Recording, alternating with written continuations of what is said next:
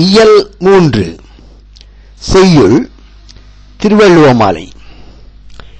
தினையளவு போதாற் சிறு புல் நீர் நீண்ட பனையளவு காட்டும் படித்தால் மனையழகு வல்லை குரங்கும் வளநாடா வள்ளுவனார் வெள்ளை குரட்பாவிரி. கபிலர்.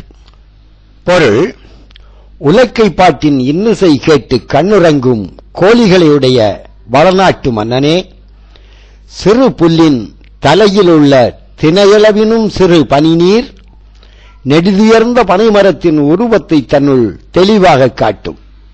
அதுபோல வள்ளுவரின் குரட்பாக்கள் அரிய பொருட்களை தம்மகத்தே அடக்கி மிக தெளிவாக காட்டுகின்றன. சொற்பொருள்: வல்லை நெல் குத்தும்போது பெண்களால் பாடப்படும் உலக்கை பாட்டு. அழகு கோழி. ஆசிரியர் குறிப்பு. பெயர்: கபிலர். காலம்: கிறிஸ்துவுக்கு பின் 2ஆம் நூற்றாண்டை சார்ந்தவர் என்றும் சங்க காலத்துக்கு பின் வாழ்ந்தவர் என்றும் குறிப்பிடுவர். நூல் குறிப்பு: திருக்குறளின் சிறப்பினை உணர்த்த திருவள்ளுவமாலை என்னும் தனி நூல் ஒன்று இயற்றப்பட்டது. இந்நூலில் 55 பாடல்கள் உள்ளன. இதனை 53 புலவர்கள் பாடியுள்ளார்கள்.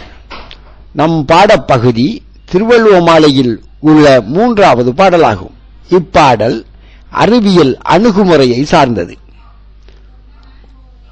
உவமை: சிறு புல்லின் தலையில் தினையளவினும் சிறு பனிநீர் நெடுதுயர்ந்த பனைமரத்தின் உருவத்தை தன்னுள் தெளிவாக காட்டும்.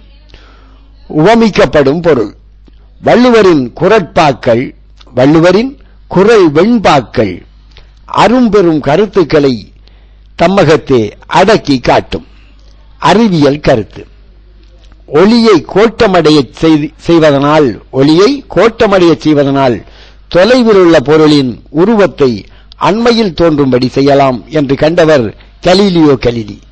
தொலைவில் உள்ள பெரிய பனைமரத்தின் உருவத்தை புல் நுனியில் தேங்கிய சிறு பனித்துளி மிக தெளிவாக காட்டும் என்ற கபிலரின் சிந்தனை அன்றைய தமிழரின் அறிவியல் கருத்தை வெளிப்படுத்துகிறது.